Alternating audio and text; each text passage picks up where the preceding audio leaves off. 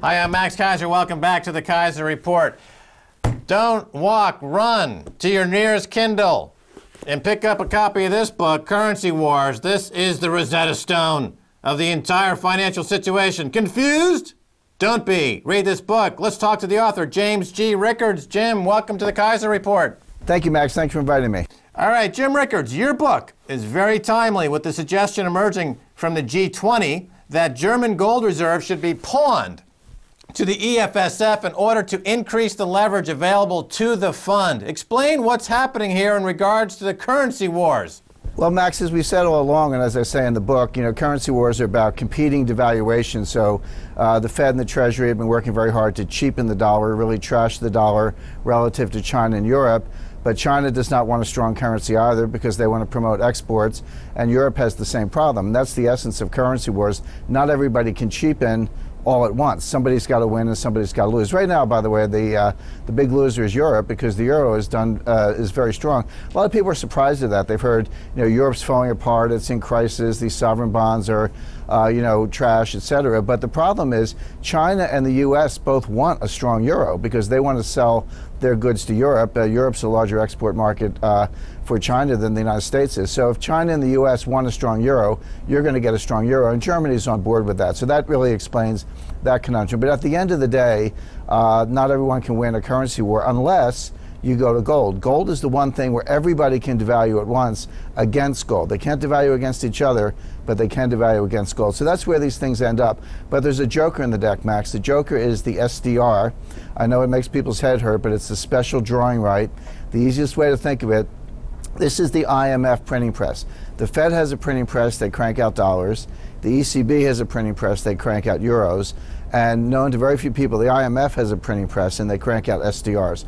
So I see the entire international monetary system as a foot race between SDRs and gold because those are the only things left.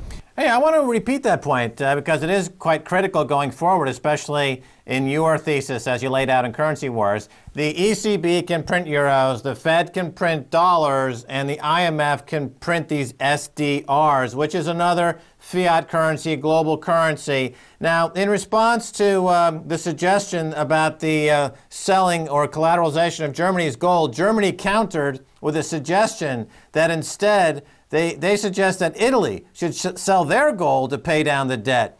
Now, of course, Italy's got a big gold position in all of this. Just to walk us through that little counter response from Italy and their position in the gold right now. I've actually studied the entire world in gold space, and what I mean by that, people, geostrategists study the world in oil space. They say, who's got the oil, who needs the oil, what are the choke points like the Straits of Hormuz, how is it shipped, etc. Well, think of the world in gold space and ask yourself, who has the gold, who needs the gold, and where does it come from? And it's a very revealing picture. The gold superpowers in the world are actually the United States and Europe. They may be trying to trash their paper currencies, but the U.S. is 8,000 tons. The Euro system as a whole, all 16 members have 10,000 tons. So that's what the pushing and shoving is about. But there's one big problem, which is that gold that we just talked about is not in Europe. It's in New York. It's about half a mile from where I'm sitting. I'm doing the interview from New York, and it's in the basement of the Federal Reserve Bank of New York.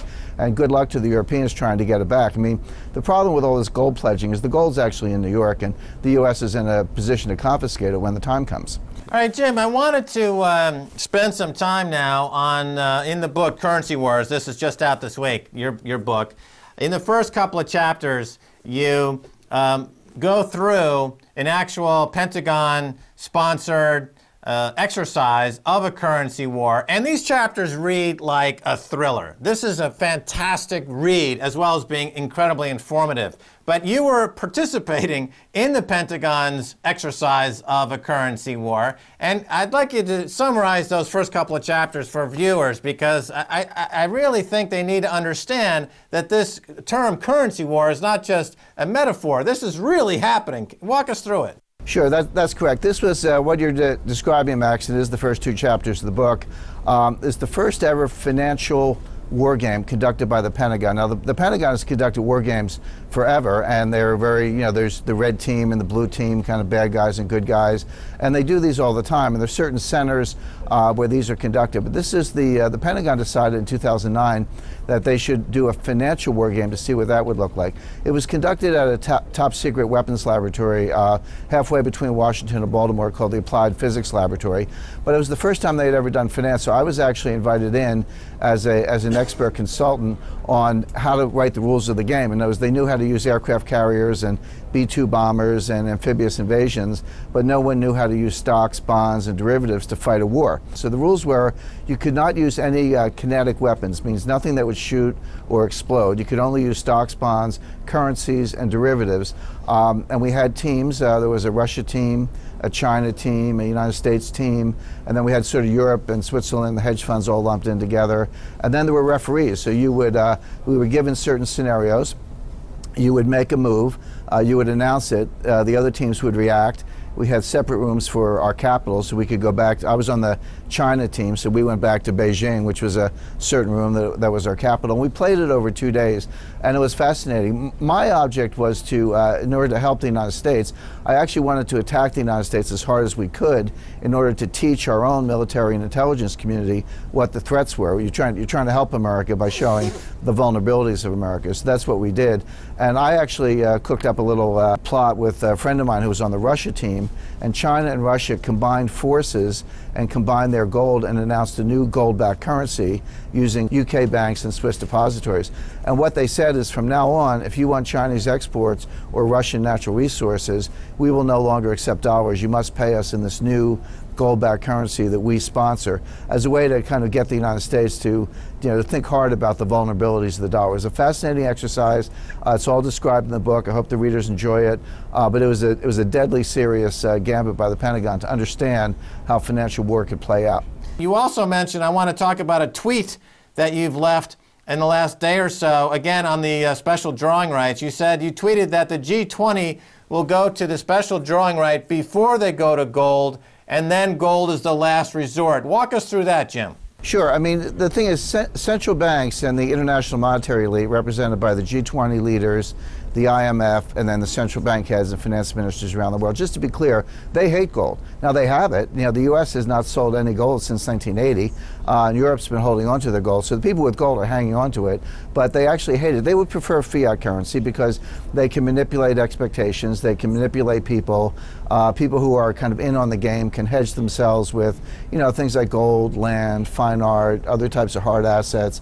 Warren Buffett bought a railroad. That's the ultimate hard asset. So the insiders can protect themselves. The people who lose are average citizens. So people saving in a bank account, people with retirement savings, annuities, insurance policies, anything that's sort of denominated in nominal dollars that's not going to go up with inflation, they're the victims. So this is a sort of organized theft from taking money from average people, giving it to the elites who know how the game is played. So that's why they like paper money. And when they get over indebted, which they are now, Europe cannot pay its debt. There's not enough money in the world to fill the hole in the European balance sheet. But what you can do is print some SDRs and hand them out. It's just like candy at Halloween.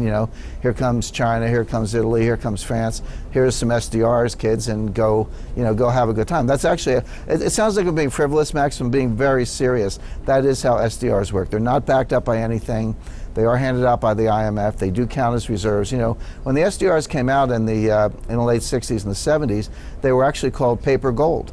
Now, that's one of the great oxymorons of all time, but that was the nickname for them when they came out. They were called paper gold. So that would be the elite's preferred route. But my view is that you'll be able to keep it going a little longer with SDRs, but eventually it will go critical. People will lose confidence across the board. At that point, they will go to gold, not because they want to, but because they have to. Right, and in the book Currency Wars by James G. Rickards, there's also some great analysis of systems analysis.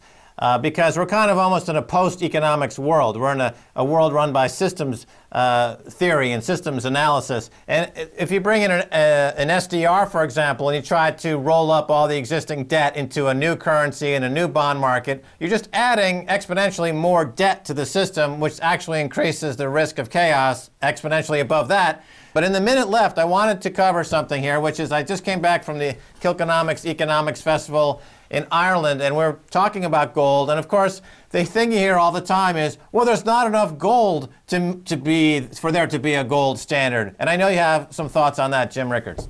Sure. I'm working on a piece called the 10 things that everybody believes about gold that are not true. In other words, there's so many sort of falsehoods or canards or sort of cliche responses from the anti-gold people. But look, people say there's not enough gold to support world trade. There's always enough gold. It's just a question of price. There is not enough gold at $1,700 an ounce, but there's plenty of gold at $7,000 an ounce. So the point is, it's not about the quantity of gold, it's about the price you choose to back up the money supply. And this is another very serious point. This was the blunder in 1925. In 1925, in the wake of World War I and the Weimar hyperinflation and reparations and all the problems, the world wanted to go back onto the gold standard. Now, Winston Churchill insisted that they go back at the pre-World War I price, which was about $20.67 an ounce in US dollars and £4, little more than £4 in terms of UK sterling.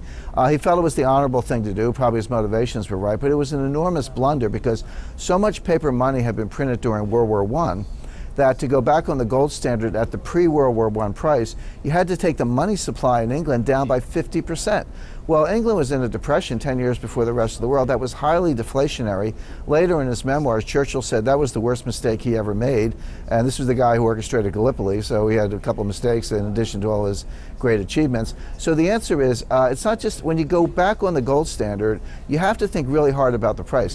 In 1925, if they had said maybe $50 an ounce instead of $20 an ounce, that might have been mildly inflationary and we might have avoided the Great Depression. Now, ever since, economists have disparaged gold and marginalized gold and said, well, look, just look at the 1920s, you can see it failed. Well, it did fail in the 1920s, but not because of gold, but because of the price. So when you go back to the gold standard, you've got to get the price right. That's why I recommend actually a commission to study this and make some recommendations. I give a range of values in the book. I don't want to put a stake in the ground over a certain value, Max. I've got the low end about $3,000 an ounce, and at the high end, $44,000 an ounce. And these are not made up numbers. They're all just very simple math ratios of gold quantities to money quantities. For example, do you use M0? Do you use M1? Do you use M2? Do you use all the gold in the world or just the official gold? If you're using official gold, is it just ECB, China, and the US, or do we count other countries as well? These are important questions. I don't pretend to have all the right answers, but I know the questions, and they have to be studied. So getting the price right is really important. So when people say there's not enough gold, that's nonsense. It's a question of price. Jim Rickards, thanks so much for being on the Keiser Report. Thank you, Max. All right, and that's going to do it for this edition of the Keiser Report with me, Max Keiser, and Stacey Herbert. I want to thank my guest, James G. Rickards. The book is called Currency Wars.